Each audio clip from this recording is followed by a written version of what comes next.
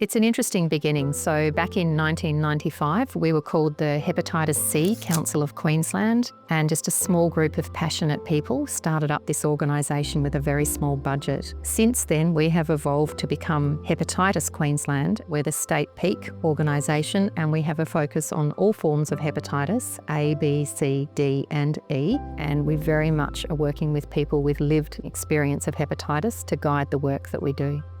When we started, there was very limited treatment apart from interferon, which caused terrible side effects for a lot of people, including my late husband, Lee Strawn. People were dying from hepatitis C and people were terrified.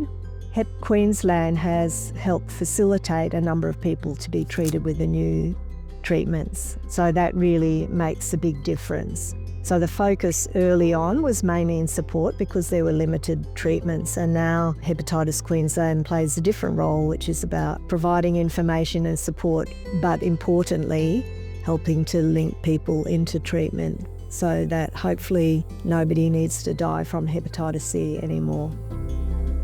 I think community has always been centre to what the organisation does. Reflecting on the things that I remember really fondly was the community that we used to support on the telephone, through the info line. We had clients who would ring every week to touch base throughout their treatment. Doing that was really special, and I think a really big part of what the organisation did, bigger than just the education and the resources and those sorts of things, was, the way that we truly supported and engaged with community.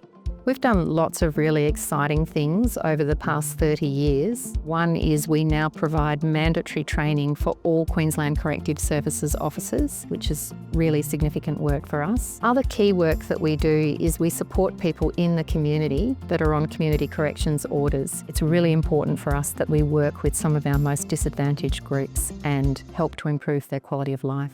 Hepatitis Queensland and the staff from Hep Queensland do some great projects, giving information to communities in a way that communities can understand. A great example of this is the playing cards that they hand out in prison, and every year having the World Hep Day is another fantastic way to sort of break down that stigma in the broader community as well. I love overseeing the work that they do here with Aboriginal and Torres Strait Islander communities. The training, the education, and the lived experience as well. I think that's very important. Once I tell my story, they think, oh wow, she's had hepatitis, oh wow, she's had a drug addiction. Oh wow, look where she's working, look what she's doing. You get trust from that, and I think that's really important, is to have trust. We partnered initially with Hep Queensland in 2017, and I think that partnership's only going to grow and continue as we reach hepatitis elimination in 2030, and I think it's going to be in no small part due to the collaborations of all the not-for-profits and NGOs that we do have in Queensland.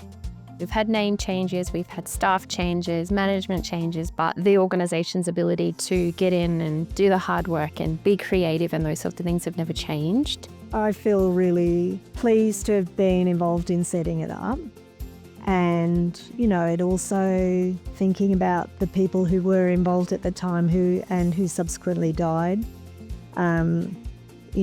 People who are dear to me, like my husband. I feel quite emotional, as you can probably tell.